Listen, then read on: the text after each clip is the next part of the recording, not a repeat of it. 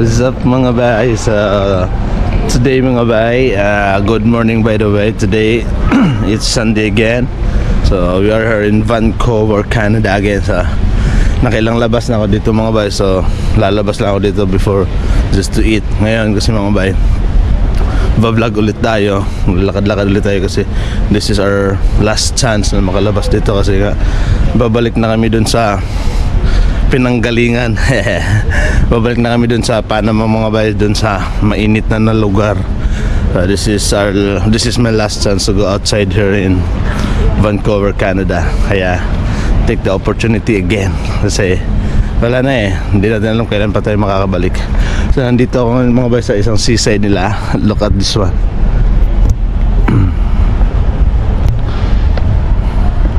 Minecraft yan mga bay, hindi ko alam kung anong hayop pa ito, anong isla, parang orca ata. See, it's a nice place, nice view.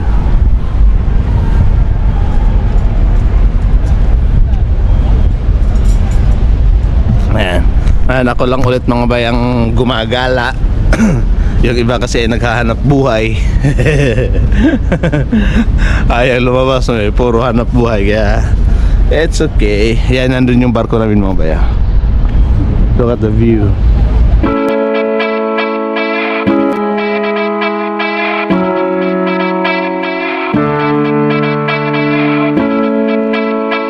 Punta tayo dun mga bay. Maganda ata dun eh, Bayside.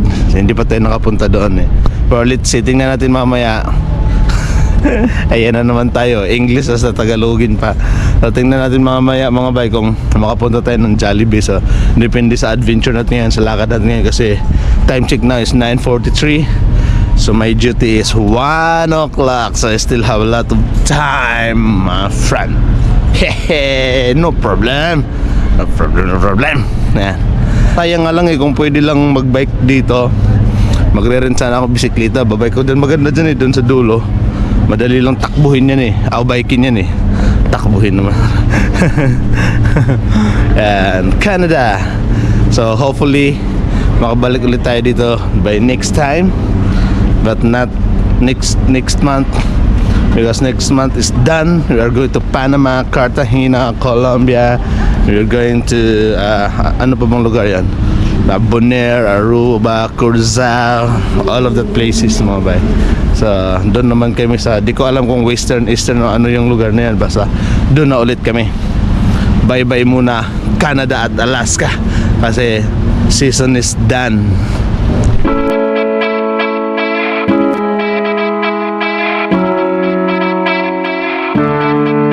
Cactus Club Cafe. So expect nyo dyan yung ano dyan, siguro puro cactus. Yan, at least makatry ka ng cactus, diba?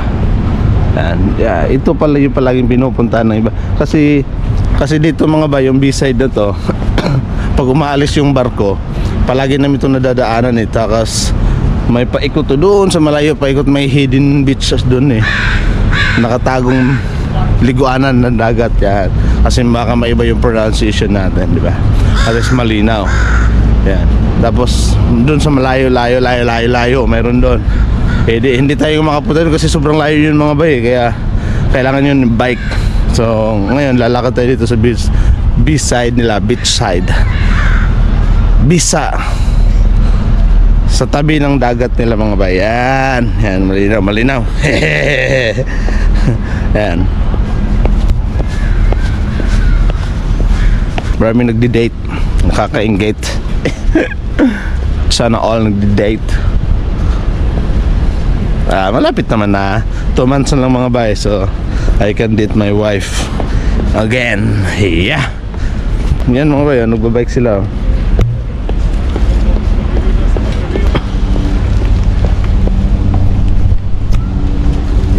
Sarap sana magbike dito mga bay, kaso ang nakalagay kasi doon sa HR. Oh, thank you. Dadaanan pala yun. Daanan pala yung mga bay ng bisikleta. Ang ganda sana magbike dito mga bay kasi ang ganito nga, makapasyal tayo doon sa malayo. Kasi sabi ng HR kasi ano lang eh, Alaskan port lang. Sinabihan ako ng watch yourself daw kasi nakaharang ako sa daanan niya. Siyempre, tama din naman eh. Pa-video-video, madidisgrasya pa.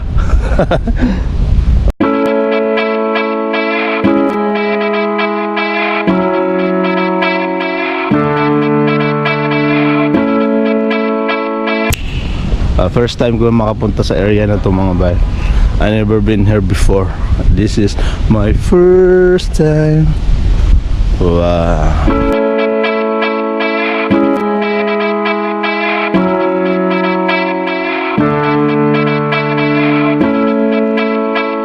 Napaka-fresh dito mga bay. Fresh. Napaka-fresh parang ako. Kapal mukha. So, ulit tayo dun mga bay. Ito yung maganda dito sa Vancouver eh. So yung parang ito na yung city kasi nila eh. City, hindi to 6.5 or hindi lang to 5.5 or 5 something. It's city na talaga. Yan. It's shit eh. Ano mga vibe? Malapit lang siya eh. So lahat ng pwede mo lakaran, ikutan, nandito na. Tapos sentro na siya. Look at the place. Yay! So ngayon, kaya sinasabi ko kanina mga bay, di ko sure kung makakapunta tayo ng Jollibee kasi nga ang layo na to, sobrang layo na. Kaya talagang nilalakad tapos babalik namin doon, ang layo pa doon. Pero if we still have time, so why not, di ba? Ang daming mga Pilipina dito mga bay. Damn, ang dami, parang Pinas na lang din. Halos lahat ng mga store dito may Pilipina, may Pilipino. Oh, galit pa. Last na lang natin dyan mga bay, tumbukin natin yung dyan na lang sa dulo, tapos ikot na ulit tayo dito sa city nila. Yan, tumbukin lang natin diretso doon, tingnan natin kung saan papunta ang galaan dyan. Carderos. So pagkakain kayo dyan mga bay, walang plato, walang ganon, walang mga lagay-lagay na social, puro kaldero lang lahat.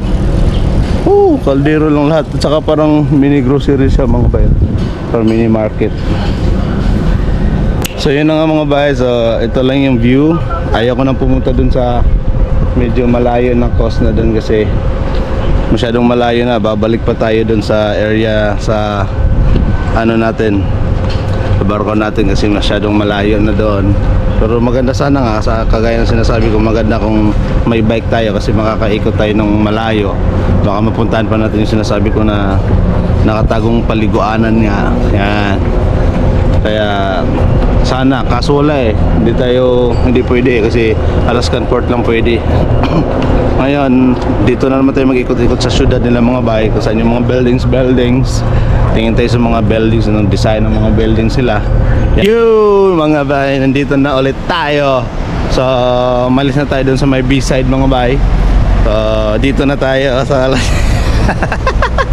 dito na tayo mga bahay sa city nila yan. Dito naman tayo maglakad. Uy, somebody's calling. Hello, I'm good. Yan mga bay, dito na tayo sa city. Pero parang gusto kong pumunta ng Jollibee mga bay eh. Pero gusto kong kumain dun eh. Kasi nga alam nyo, wala na naman akong almusal. Seems like before. Seems like nung first time kong lumabas. So tingnan lang natin kung mapapalapit tayo dun sa Jollibee. Then let's go. Why not, di ba? Maaga pa ang oras, alas 10 pa. 10, 11, 12, 1. I still have 3 hours mga bay, but we need to walk a little bit faster. Kasi para at least hindi tayo mabitin sa oras. Kasi mahirap yung nagmamadali kasi palagi eh. Tapos punta mo doon, diretso duty, wala ka ng pahinga. Just no rest. Oh my God, man. Oh my God. Wala ka ng pahinga. Tigawawa ka na. Kaya yun lang. Oh, parang malapit lang ito. Yan. So yan. Dulo na ata ito ng Vancouver mga bay. Ang dami pa ng tao eh. Dami oh.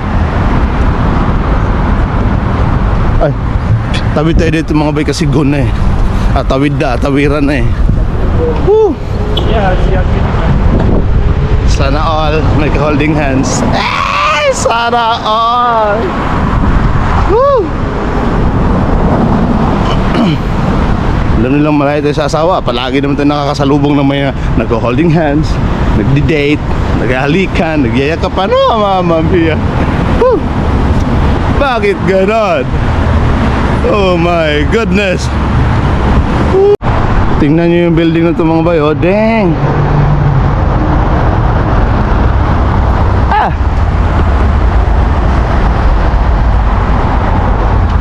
Bunso ko to.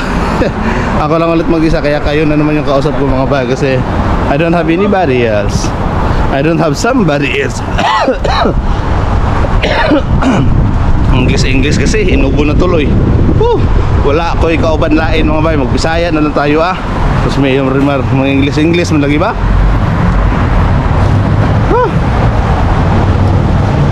Tuk, ano yun nun ta?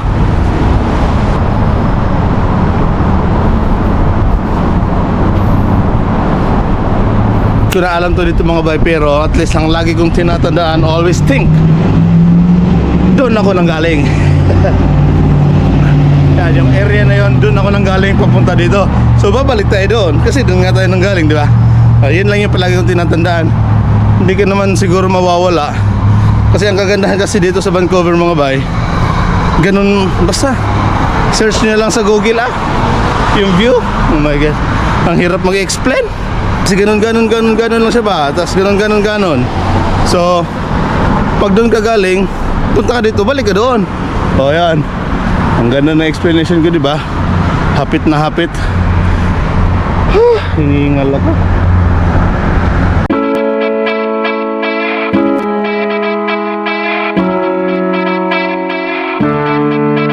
Dito tayo sa taas mga bay. Puntahan natin dyan sa taas. Yan.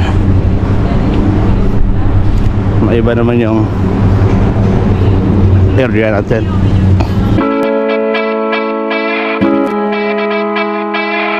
Pagtapos namin dito sa Canada, yung makikita nyo namang mga view, makikita nyo namang lugar is yung mga Aruba, Curacao at Bonaire. So I've been already in Aruba and Curacao, pero different company yon. So tingnan lang natin sa port ng Royal Caribbean kung it's the same or different place yung mapapasyalan natin. Kaya just keep following and watching. Yeah, ganun lang naman yun eh. Pag may nag-notify, click and watch. Yeah, ayan lang. Para at least kahit hindi man kayo makapunta now, maybe in the future makapunta kayo, at least may nakikita na kayo some places sa isang lugar na hindi man totally lahat, hindi man totally yung downtown, pero at least some areas nakikita nyo, di ba? Pero at least may idea na kayo, at least alam nyo kung maganda ba yung lugar na yan puntahan or hindi. Like here, Canada is amazing place though. Hey! Alam mo, dito ako nakatira sa Canada, no? Pag naglakad, akala mo hindi natatakot kung mawala kung saan mapunta. Akala mo alam na alam yung lugar. Just walk lang, go in the flow. Just pretend na alam natin yung lugar. Diba? Ganun lang naman yung secrets dun eh. Wherever you go. Ay, Foot Locker oh. Dang, wala akong pera dala. Shots, may Foot Locker pala dito. Sayang, wala akong dalang pera na baka nandun yung shoes ni Jason Tatum eh. Diba, yun lang naman yung key points eh. Just pretend go in the flow para akalain nila taga dito ka at alam yung lugar. So nobody will touch you and bully you eh.